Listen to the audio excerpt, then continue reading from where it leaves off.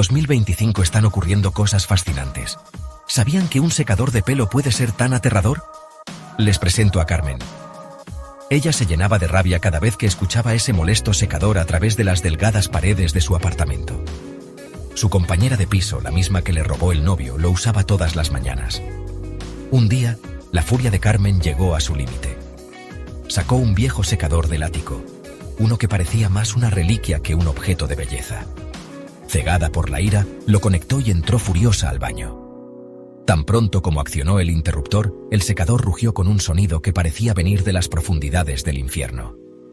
Comenzó a tirar de su cabello violentamente, enrollándolo alrededor de la boquilla. Carmen trató de soltarse, pero ya era demasiado tarde. El secador no solo tenía agarrado su cabello, sino también su vida. En un giro espeluznante, el secador pareció cobrar vida, enroscándose alrededor de su cuello y apretando su abrazo mortal. Para cuando alguien la encontró, Carmen había desaparecido, asfixiada, con mechones de cabello quemados esparcidos alrededor, y el secador seguía emitiendo ese mismo sonido repugnante.